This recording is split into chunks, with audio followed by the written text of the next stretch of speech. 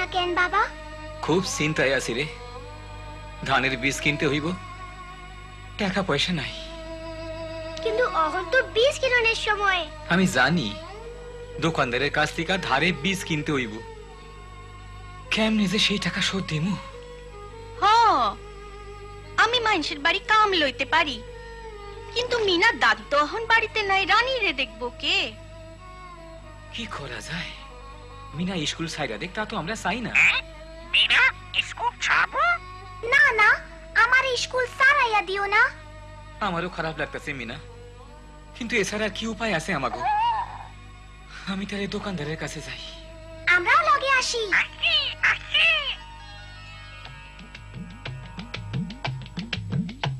800, 900, 1000, খুব ভালো। তোমরা এখানে কি ব্যাপার?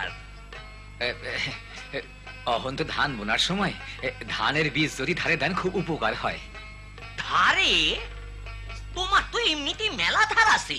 জানি, কিন্তু আমি সব শোধ কইরা দিমু। এইবার তো মেলা টাকার ব্যাপার, তোমার টিপস হইতে লাগবো। ঠিক আছে। খারাপ খাতায় লেখালই। ধানের বীজ আগে টাকার সুদ লইয়া 800 টাকা হইছে। ফসল উঠলে আমারে সব টাকা ফেরত দিতে হইব। এইখানে আঙুলে চাপ দাও। বাবা থামো, সে 800 টাকা লাখে নাই, সে 1800 লাগছে। তাই নাকি? আজকাল চোখে ভালো দেখি না, সাংঘাতিক ভুল। সাংঘাতিক ভুল? অহন ঠিক আছে? হ, 800 টাকা। মনে হইতাছে তুই স্কুলে যাস। হ, মিনা স্কুলে অনেক দরকারি জিনিস শিখতাছে। যা। ঠিক আছে, চল যাই। সালাম। তুমি সময় মতো দোকানদারের চালাকি ধইরা পালাইছো। আমার একটাই আশা, যেন এই টাকা ঠিক মতো ফেরত দিবার পারি। তাইলে তোমার মায়েরে কামে বাইরে যাইতে হইব না।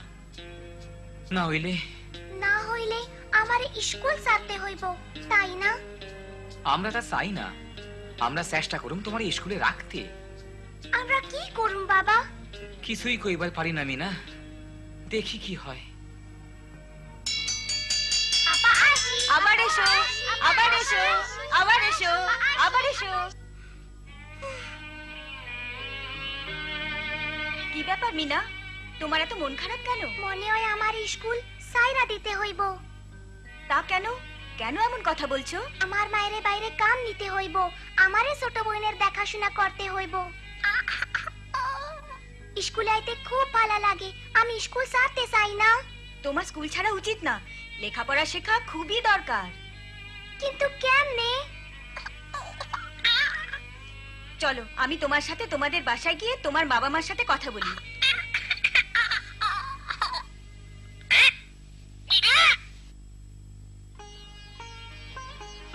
কাজ করার জন্য বাইরে যাবার দরকার নেই, আপনি বাড়িতেই কাজ করতে পারেন। আজকাল এমন অনেক অফিস আছে যারা মহিলাদের টাকা ধার দিয়ে থাকে। আমরা কি করতে পারি? প্রথমে একটু ভেবে দেখেন, কি করতে চান সেটা ঠিক করেন, তারপর আমরা ধারের আবেদন করব। হ, খুবই ভালো বুদ্ধি, কিন্তু আমি যে শুনছি এইসব জায়গা থেকে টাকা ধার পাওয়া খুবই কঠিন। আপনি ঠিক বলেছেন, টাকা ধার পাওয়া সহজ নয়, কিন্তু চেষ্টা তো করা যায়। তাইলে আমরা টাকা দিয়া কি করব? চলো এখন সাইকেল কিনি। ও রাজু, সেলাইয়ের মেশিন কিনলে কেমন হয়? গ্রামে তো মেলা দর্জি আছে। হ্যাঁ, তা ঠিক। এখন গরু কিনি না কেন? আমরা দুধ বেচতে পারুম। এই তো একখান ভালো বুদ্ধি। আমরা এখন লাল গরু কিনুম, আর নাম দিমু লালি। আর একটা না সাইকেলও লাগবো রাজু, যাতে তোমার বাপে দুধ বেচতে শহরে যাইতে পারে। মাই যেন 70 টাকা পায়।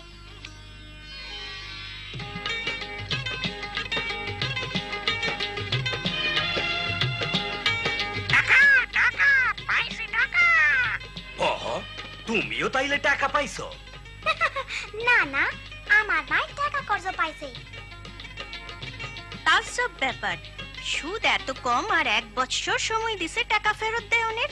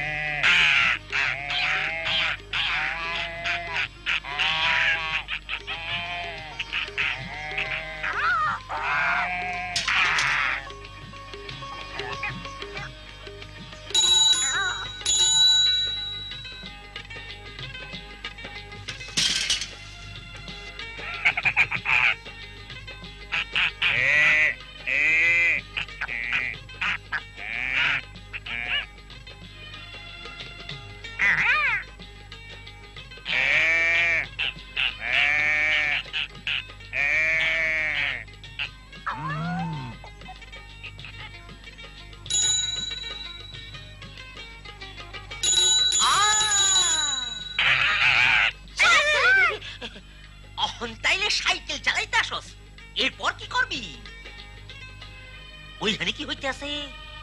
আমার মা একখান গরু কিনছে, মায়ের গরুর দুধ বেচবো। দূর দূর দূর, মাইয়া লোকের টাকা পয়সার ব্যাপার পুরুষের উপর চাইদা দেও নু। এই বদমাইশ টিয়া পাখি। তাই হোক, তোমাকে কর্জের ব্যাপারে কথা হইল যে তুমি মাসের শেষের দিন সূর্য ডুবনের আগে আমার টাকা ফেরত দিবা, নাইলে তোমাকে গরু বাছুর লইয়া যামু আর তোমাকে বেয়াদব টিয়া পাখিটা নিয়া সার্কাসে বেচা দিমু। ও না না, মনে রাখো, সূর্য ডুবনের আগে। এই যে আইসকার দুধের বাটি। আমি তাইলে শহরে ব্যস্ত লইয়া যাই।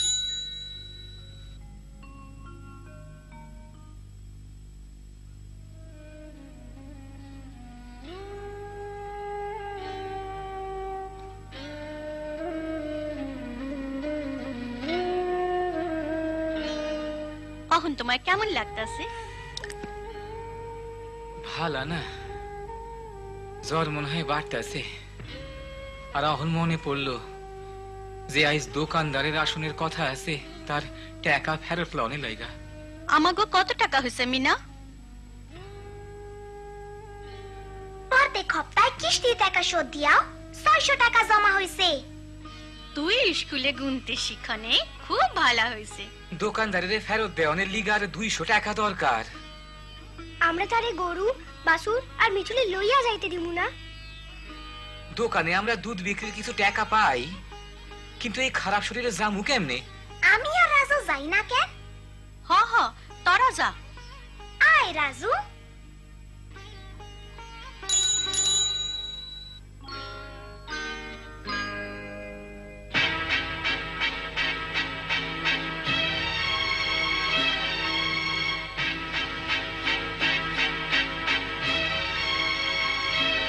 সালাম, আসি।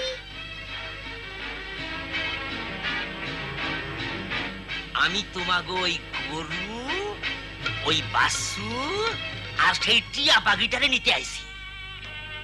একটু অপেক্ষা করেন, টাকা আসতেছে। না, এখন সূর্য ডুবতে আছে, আমি ওইগুলো লইয়া যাবো। মিনা, দেরি হয়ে যাইতাছে, তাড়াতাড়ি চালাও। তাড়াতাড়ি তাড়াতাড়ি। আর পারি না, খুব হয়রান লাগতাছে।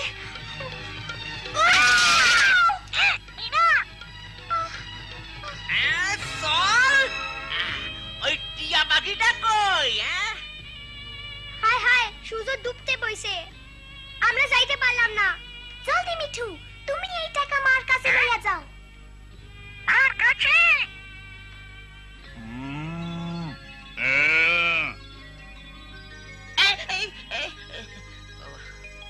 খারান, এই যে আপনার টাকা। আরে আরে, টাকা এলো কই থিকা? আমরা দুধ বেচা পাইছি। দূর, মাইয়া মানুষের ব্যবসা করা ঠিক না। ঠিক না? আমরা খুব ভালো ব্যবসা করছি। মিনা আর ওর মায়ে সংসারে খুব সাহায্য করে, ভবিষ্যতে আর আপনার টিকা দাঁড় করতে হইব না। এইটা নিশ্চয় মিনার বুদ্ধি। তোমার মাইয়া স্কুলে গিয়ে বেশি বেশি শিখা ফেলাইতেছে। আমি যাইতে আসি।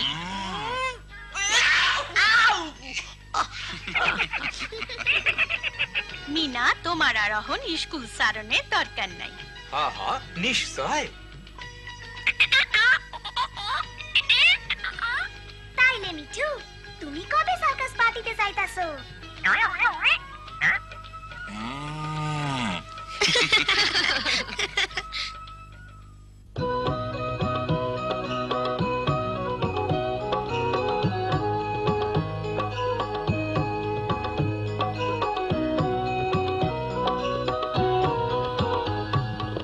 আমি বাবা মায়ের শত আদরের মেয়ে,